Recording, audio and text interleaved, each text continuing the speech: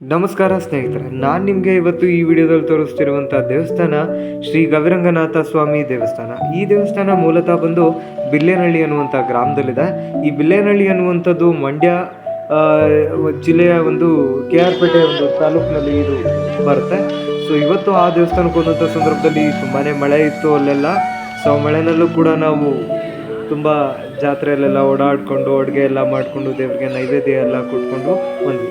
ಈ ದೇವ್ರ ಬಗ್ಗೆ ಹೇಳಬೇಕು ಅಂತ ಅಂದರೆ, ಇದು ಮುಖ್ಯವಾಗಿ ಯಾರೆಲ್ಲ ಮನೆಗಳಲ್ಲಿ ಹಸುಗಳು, ಕರುಗಳು, ಹೋರಿಗಳು ಅಥವಾ ಪ್ರಾಣಿ ಪಕ್ಷಿಗಳು ಏನಿರ್ತವೆ, ವರ್ಷಕ್ಕೆ ಒಂದು ಬಾರಿ ಅಂದರೆ ಮಕರ ಸಂಕ್ರಾಂತಿ ಕಳೆದಂತಹ ಮುಂದಿನ ದಿನದಿಂದ 1 ತಿಂಗಳವರೆಗೆ ಇಲ್ಲಿ ಜಾತ್ರೆ ನಡೀತದೆ. ಇದು ಕೂಡ ರಾಜ್ಯದ ಹೊರಗಡೆಯಿಂದ ಎಲ್ಲ ಕಡೆಯಿಂದನೂ ಕೂಡ ಜನಗಳು ಇಲ್ಲಿ ಬಂದು ನಡ್ಕೊಳ್ತಾರೆ. ಜಾತ್ರೆ ಮಾತ್ರ ತುಂಬ ಅದ್ದೂರಿಯಾಗಿ ನಡೆಯುತ್ತೆ.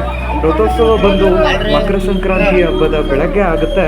ಇನ್ನು ಮಿಕ್ಕಿದ 30 ದಿನಗಳಲ್ಲೂ ಕೂಡ ಜಾತ್ರಾ ಮಹೋತ್ಸವ ನಡೆಯುತ್ತೆ. ನಾರ್ಮಲ್ ಆಗಿ ಇಲ್ಲಿ ದೇವರಿಗೆ ಕುರಿ, ಮೇಕೆ, ಆಡು ಅಥವಾ ಕೋಳಿ ಎಲ್ಲ ರೀತಿಯಾದಂಥ ನೈವೇದ್ಯಗಳನ್ನ ಕೊಡ್ತಾರೆ. ನಾವು ಕೋಳಿ ತಗೊಂಡು ಹೋಗಿದ್ವಿ.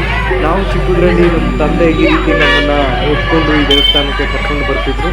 ನಾವು ಯಾವಾಗಲೂ ಕೂಡ ಸಂಕ್ರಾಂತಿ ಹಬ್ಬದ ಬೆಳಗ್ಗೆ ಹೋಗ್ತಿದ್ವಿ. ಇಲ್ಲಿ ಮೂಲತಃ ರಂಗನಾಥ ಸ್ವಾಮಿಯವರು ನೆಲೆ ನಿಂತಿದ್ದಾರೆ. ಇದರ ಕತೆ ಒಬ್ಬೊಬ್ರು ಒಂದೊಂದು ರೀತಿ ಹೇಳ್ತಾರೆ. ದನ ಕಾಯುವ ಹುಡುಗನ ತುಂಬ ಹಿಂಸೆ ಕೊಡ್ತಿದ್ದಂಥ ಸಂದರ್ಭದಲ್ಲಿ ಆ ಗುಹೆಯಲ್ಲಿರುವಂತಹ ರಂಗನಾಥ ಸ್ವಾಮಿ ಆ ಬಂಡೆ ಒಳಗೆ ಕರ್ಕೊಂಡ್ರು. ಅಂದಿನಿಂದ ಅವನೇ ಗವಿರಂಗನಾಥನಾದ ಅಂತ ಹೇಳಿ ಕಥೆಯನ್ನು ಕೂಡ ಹೇಳ್ತಾರೆ. ಜಾತ್ರೆ ತುಂಬ ಅದ್ಭುತವಾಗಿ ಆಗುತ್ತೆ ಅಂತ ಕೂಡ ಹೇಳ್ಬೋದು. ಎಲ್ಲ ಕಡೆಯಿಂದನೂ ಕೂಡ ಜನರುಗಳು ಬರ್ತಾರೆ.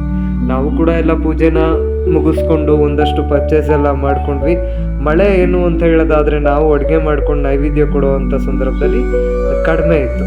ಸೊ ಹಾಗಾಗಿ ನೀಟಾಗೆಲ್ಲ ಊಟ ಮಾಡಿಕೊಂಡು ನಾವು ಊರಿಗೆ ಹೊರಗಡೆ ಬರಲಿಕ್ಕೆ ಕರೆಕ್ಟ್ ಆಯಿತು. ನೋಡಿ, ಈ ರೀತಿಯಾಗಿ ದೇವಸ್ಥಾನ ಅಪ್ಸ್ಟೇರ್ಸ್ನ ಹತ್ಕೊಂಡು ಹೋಗ್ತೀವಿ ನಾವು.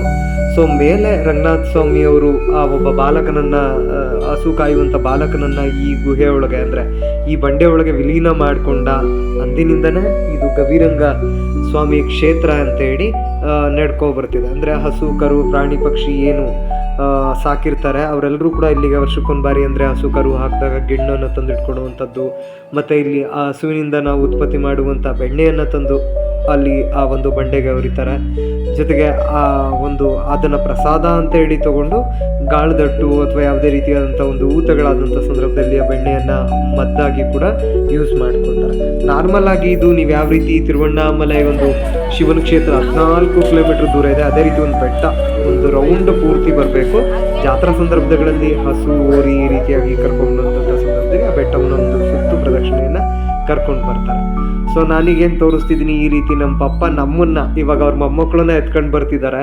ಚಿಕ್ಕದ್ರಲ್ಲಿ ನಮ್ಮನ್ನು ನಮ್ಮ ಪಪ್ಪ ಈ ರೀತಿ ಕರ್ಕೊಂಡು ಈ ದೇವಸ್ಥಾನಕ್ಕೆ ಬರ್ತಿದ್ರು.